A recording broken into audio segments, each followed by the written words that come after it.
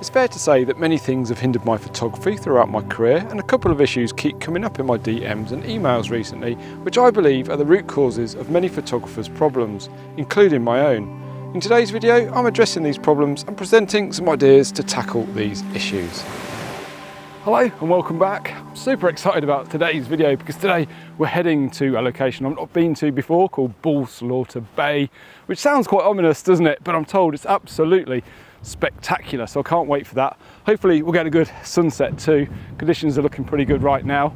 And as well, we may even see seal pups today because I can hear them calling below the cliff tops. So that might be something to look forward to as well. So let's get stuck into today's video.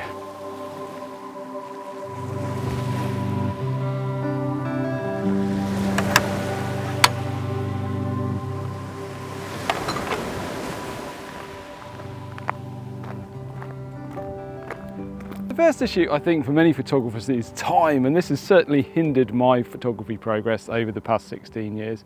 You know, when I initially first picked up the camera, I was consumed by an obsession. I thought about nothing more than learning as much as I could in the shortest amount of time possible.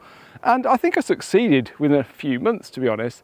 I'd acquired the majority of the fundamentals for using an SLR camera, and I felt content. You know, the learning curve was really steep and I absorbed a significant amount of knowledge, and I sensed my photography skills were improving day by day. However, progress eventually halted, and I continued to take photos though, but I didn't notice as much improvement in my work over that period of time after that couple of months. I believe this stagnant period can be the most frustrating for many photographers because it requires an immense amount of time and practice to master the art of photography. You know, understanding how light impacts a scene and how compositions are formed is not necessarily something that can be learned overnight. It takes hours, even years of dedicated practice. I'm still learning now every single time I take the camera out. But I think it's during this period that many photographers either give up or become overwhelmed by the lack of progress in their photography.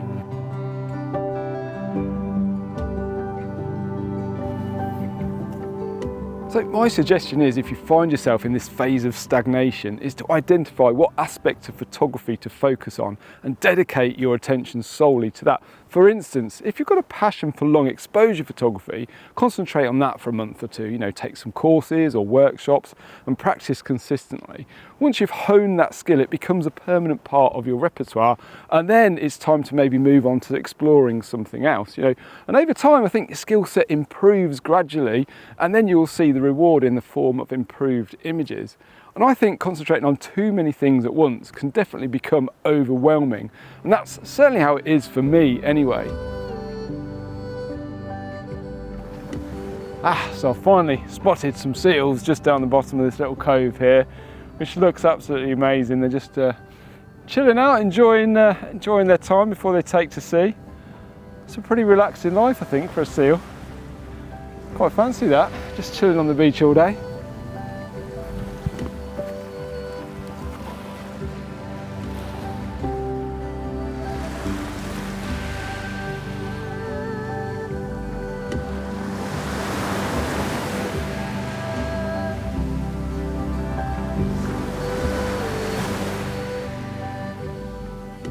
Also, I think starting a photography project can be a fantastic way to see significant improvement. Recently, I did a 30-day landscape photography project with the end goal of creating a zine. And this project taught me a great deal because it compelled me to shoot in less than ideal conditions, encouraging me to see things differently. So yeah, undertaking projects can be another excellent method to improve your photography skills.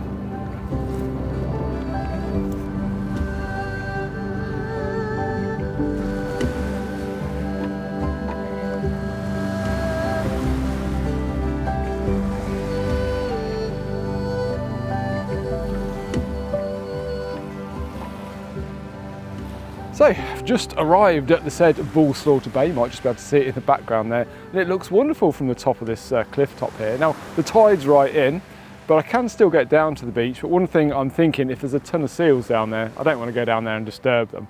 So I'm definitely going to take a shot up here while the light's good.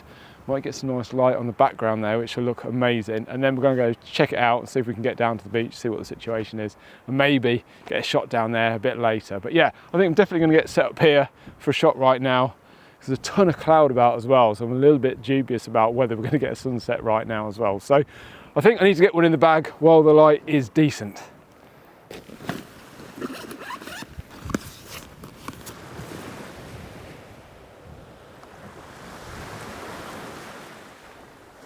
So I have scoured the embankment on the other side there, trying to piece together some foreground with the wonderful backdrop we've got, but just couldn't get the two to marry up. It felt unbalanced. That's often the case with this stretch of coastline here. The horizon level is quite flat and it's quite difficult to get balance. Sometimes there's too much sea on the right hand side. You just can't get a visual flow through the image. So I decided to ditch the idea of going wide, pop the telephoto on, and I'm just going to zoom in and pick out some details in the little cove we've got there. So maybe even a black and white, I'm not 100% sure at this point. But yeah, so I'm gonna get this framed up.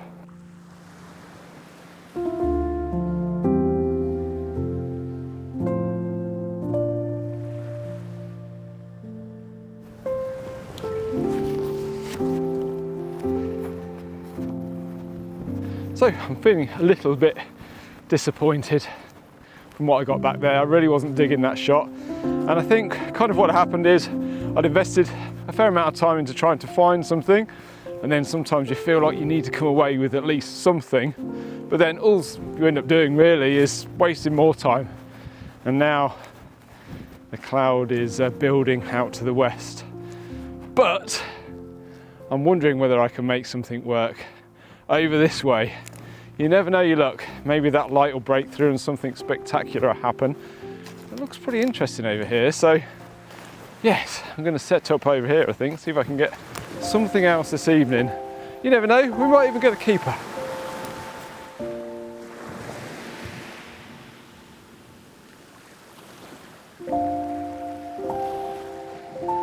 So it looks like we might get some light, and I think this might make a better composition than we had back in that other direction. So yeah, just hope this cloud doesn't build and snuffle out the light that we've got. I need to get moving. Right, let's do it.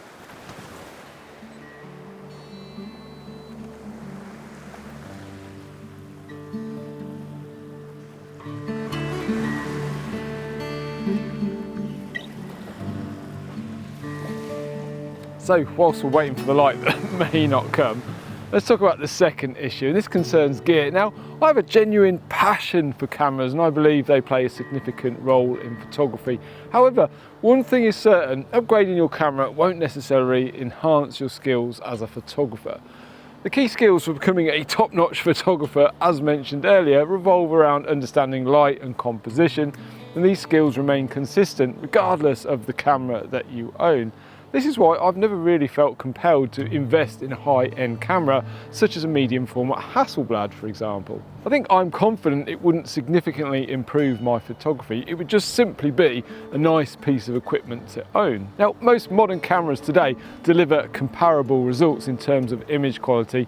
Therefore, when considering an upgrade in gear, I think it's better to assess what you intend to shoot and determine which hardware best suits your specific needs. For instance, if you're into wildlife photography, you know, a camera with excellent autofocus and ISO performance might be top of your priority list. On the flip side, if you're, say, a street photographer, you might prefer something that is lightweight and discreet. It doesn't necessarily make one camera better than another. It's more a case of, is it right for what you're going to use it for? And I think that's what's important anyway. Now, I guess my point here is that photographers sometimes become preoccupied with the belief that they may need the latest or greatest gear and that their progress is maybe hindered without it. And I've certainly been held back by this mindset in the past. I think the most crucial step is to get out there and shoot with the equipment you already own. And I think sometimes it's better maybe having fewer options. For example, I absolutely love going out with a day with just one prime lens and seeing what I can come back with. I think it's definitely great from a creativity point of view. So sometimes less can definitely be more, but yeah, don't be held back by gear. You just need to get out and shoot with what you've got and hope for some good conditions. So I've waited and waited and waited for the light to come, and it's just fading, diminishing there in the background. Too much cloud out to the west, which is a bit of a shame, because I do think this composition works. I really like the sweeping curve that we've got. The sun was sitting just in the right place, which is nice as well. But I think, yeah, we just didn't quite get the right conditions for it tonight. But that is often the case with the landscape photography, and you can't beat yourself up too much about it. But anyway, I just want to talk about the third point, going back to what I was talking about earlier.